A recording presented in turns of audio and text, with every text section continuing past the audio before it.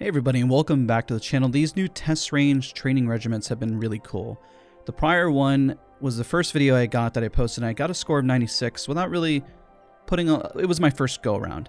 Well, recently I hit a top score of 130. This following Sunday I'm going to post a big tips and tricks video on how to really improve your score. Today there is a new scenario that we're going to explore, the bow challenge. I'm going to spend more time on this. Specifically on this video, you're going to see my first raw impressions, and then afterwards I'm going to put a little bit more time and highlight what really worked, and then do a follow-up video with major tips and tricks to actually improve. So let's get into the raw impressions of this new training regiment. It can be used on PC, consoles, in the test range, so let's talk about that. Just as a friendly reminder, this can be tracked here. If you did not start the prior one, you go to Scout of Action. That's where you use the Scout. This next one is going to involve Jackson's bow. So I'm really excited to see what this actually does, and let's get right into the test range. Now, I have seen some footage. I got to switch to Bangalore real quick on this because you need to load up versus Bangalore. So the first one, my first score is not going to be ideal. I'm going to spend about maybe 20 to 30 minutes afterwards to see how I improve on this, and then kind of break down the score and also upload it for you guys here. So let's do this. This is going to involve some story, some lore, so I did adjust the audio levels. So I'll try to be quiet. I know Jackie cheated. Knocked my elbow on my last shot and beat me by one. I can still see him. Smiling without smiling. Hands up like I was gonna put an arrow in him. And I was. Hope you're watching, Jackie. Because I'm about to beat you. Alright, very nice. So let's get started. I assume once I hit the target in the center, you can toggle this. Just like before, you can put the thing in your inventory. I already started, unfortunately. If you just want to use kind of the base of it. It looks like you do more damage if you do headshots towards the center, so that's going to be ideal. This is a great way to kind of get used to leading your shots.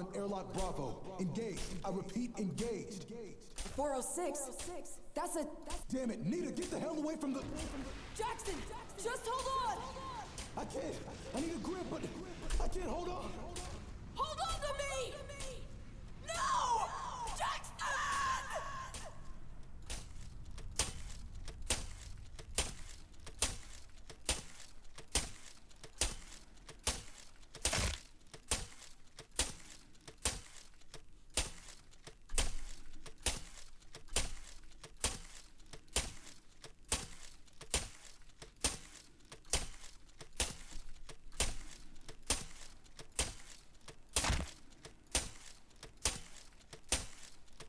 This is where you say, you did all right. Okay, so that's our first go around. I'm sorry I stopped talking. I thought there was going to be a little bit more lore between it. Just what we see here. So the goal was to hit 1,000. We hit 3,282. I missed a lot of headshots. So we got to find that centerpiece and where the headshots really are clean. I was a little bit quieter than I thought it was going to be. Oh, here we go. More story. I promised I use sugar and not salt this time.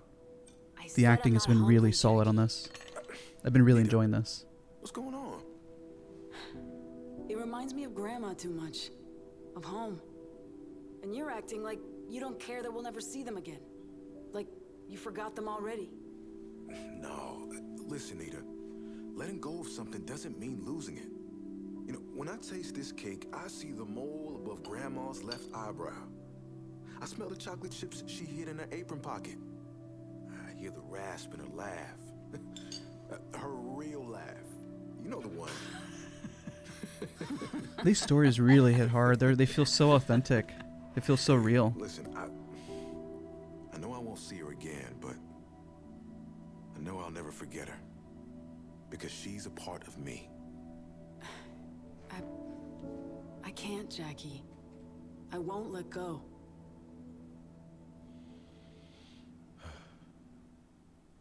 You know, seeing Bangalore so... because she has such a strong-willed personality. I love how much you see how vulnerable she is. I really love that in the story. And the voice acting, just how... they don't even have to show the characters, just the image. They let the voice actors really do the work. And it really highlights that the voice acting is really strong. You know, most people don't know, I went to school for musical theater. And so I really can... I feel the passion behind it. And it's hard for you to hear that with most voice actors, but...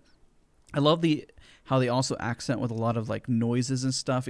I could honestly listen to something like that all day, like a full story. It doesn't even need to be animated, just voice acting and just like audio like that. If you guys know anything like that, let me know in the comment section down below. I'd love to kind of explore more of that, to be honest.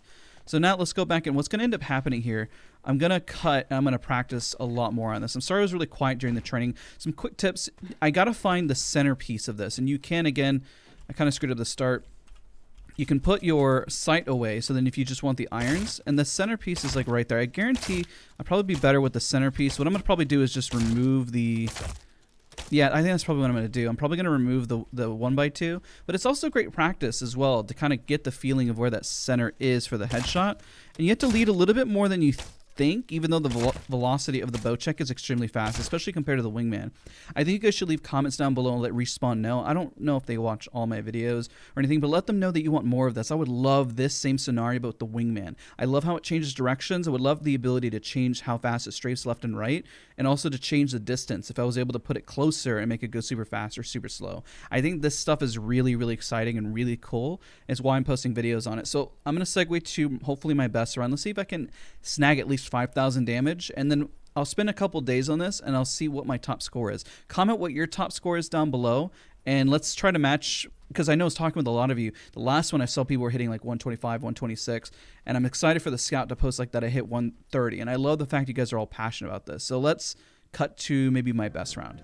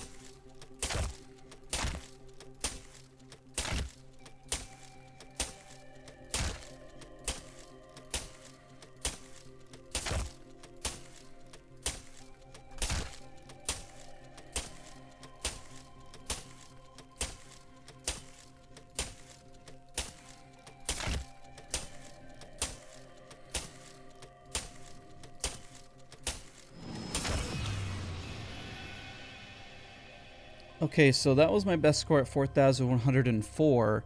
There are certain things that I've already found doing this training regiment specifically, things that I don't really like, and I don't know if it's RNG. Whenever it turns red and it flips, it means you can't shoot it anymore.